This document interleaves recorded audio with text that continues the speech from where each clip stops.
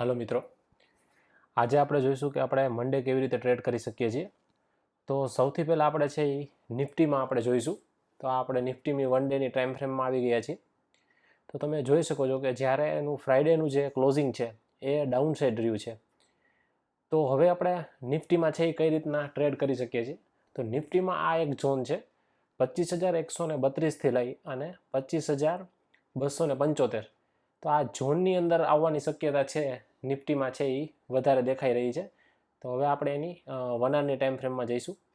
તો 1 આવરની ટાઈમ ફ્રેમમાં તમે જોઈ શકો છો એ પ્રમાણે ડાઉન સાઇડ છે એમનું ક્લોઝિંગ છે એ થયેલું છે। તો હવે જે આ લેવલ છે ત્યાં સસ્ટેન થવાના ચાન્સીસ છે એ વધારે છે। એટલે નિફ્ટીમાં છે અત્યારે ડાઉનમાં થોડા સમય આ વેક પૂરતું છે એ ડાઉનમાં છે એ નિફ્ટી છે એ ટ્રેન્ડ કરી શકે છે। જો અપસાઇડ જશે તો આપણે કોઈ વ્યૂ છે એ બનાવીશું, પણ અત્યારે છે એ આની ઉપર કોઈ કેન્ડલ ક્લોઝ કરેલ નથી 25,447ની ઉપર। એટલા માટે થઈને આપણને અત્યારેના ડાઉન ટ્રેન્ડ છે એ દેખાઈ રહ્યા છે। હવે આપણે ક્રૂડ ઓઇલમાં જોવાની ટ્રાય કરીએ।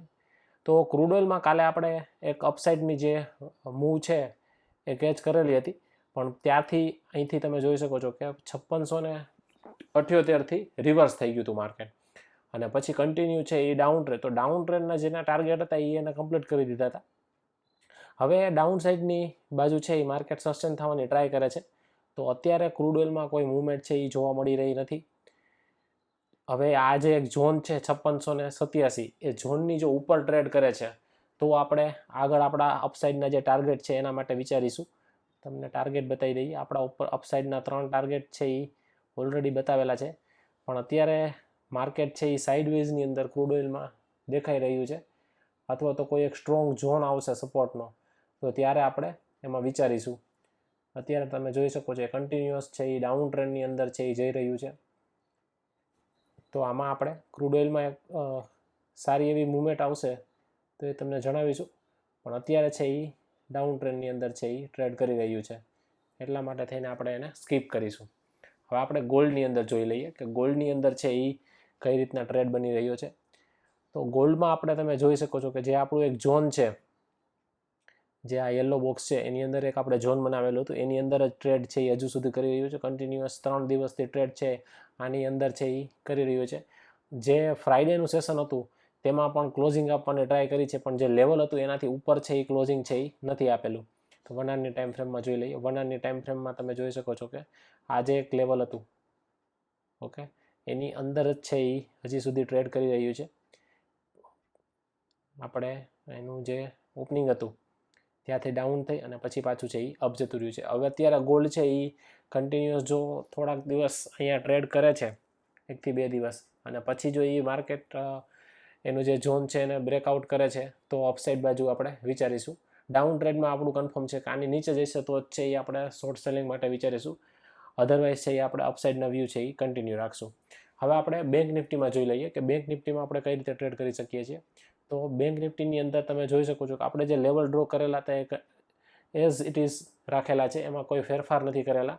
આપણે અહીંયા એક ઝોન બતાવેલો હતો કે આ ઝોનની અંદર જો કોઈ ગ્રીન કેન્ડલ ઓપન થાય છે, પણ એમાં ગ્રીન કેન્ડલ છે એ ઓપન નથી થતી, અને આ બીજો ઝોન હતો કે જે આપણે સ્ટ્રોંગ સપોર્ટ ઝોન માનતા હતા, પણ એની જગ્યાએ રેડ કેન્ડલ ઓપન થઈ હતી અને માર્કેટ છે એ કન્ટિન્યુઅસ છે એ ડાઉન જતું રહ્યું હતું। અને અહીંયા પણ એક ઝોન છે એ આપણે ડ્રો કરેલો હતો કે અહીંથી છે એ રિવર્સ થવાના ચાન્સ છે વધારે, પણ ત્યાં સુધી છે એ આવેલ નથી, અને એની ઉપર છે ત્યાંથી આપણે રિવર્સ થઈ ગયું છે। તો હવે આપણે માર્કેટમાં કઈ રીતના સિનારીઓ હોય છે કે જેમાં આપણે મંડેના ટ્રેડ કરી શકીએ છીએ। તો આપણે એને ડિલીટ કરી દઈએ પહેલાં, અને અપસાઇડના આપણા જે ટાર્ગેટ છે એ હજી બાકી પેન્ડિંગ છે। આ જે 2 ટાર્ગેટ છે 55,916 અને 56,008, તો એ ટાર્ગેટની અંદર હજી માર્કેટ છે એ કન્ટિન્યુ કરી શકે છે। અને જે ડાઉનફોલ થયો છે એ પણ શાર્પ ડાઉનફોલ નથી, એ પણ તમે જોઈ શકો છો કે એકદમ સાઇડવેઝની અંદર થયેલો છે। તો આ જે એનું એંગલ જોવાનું છે, ડાઉનફોલનું છે એનું એંગલ જોવાનું છે। જો શાર્પ ડાઉનફોલ હશે તો 90 ડિગ્રી એંગલ પર તમને જોવા મળશે, પણ આ તમે જુઓ છો સાઈડમાં એકવાર દેખાઈ રહ્યું છે અને પછી પાછું અપ થઈ રહ્યું છે। હવે અહીંયા જે એક શોર્ટ ટર્મ લો બનાવેલો હતો, આ એક ઝોન છે, તો એને છે એ પાછું બ્રેકઆઉટ છે ત્યાં અહીંયા આપેલું હતું, પણ ફરીથી પાછળનો જે ટાઈમ હતો ત્યાંથી એમને માર્કેટ છે અહીંયા ક્લોઝિંગ આપેલું છે, એટલે અહીંયા આ લેવલ ઉપર છે એ માર્કેટના ઓપનિંગના ચાન્સીસ છે એ વધારે છે. આ કન્ટિન્યુ ઝોનમાં ઓપન થશે, પછી ડાઉન જઈને અપસાઇડની મૂવમેન્ટ આપવાના ચાન્સીસ છે એ વધારે જોઈ રહ્યા છીએ. તો અત્યારે છે ઉપરની સાઈડના લેવલ આપણા આ પેન્ડિંગ છે, એટલે ઉપરની બાજુનું એક પેન્ડિંગ લેવલ ક્રોસ કરશે પછી આપણે ડાઉન ટ્રેન્ડ માટે વિચારીશું, અધરવાઇઝ છે એ આપણે સ્કીપ કરીશું. ઓકે, તો આ આપણા જે મંડે કઈ રીતના ટ્રેડ કરી શકીએ છીએ 4 ઇન્ડેક્સમાં એ બતાવેલું છે. Thank you.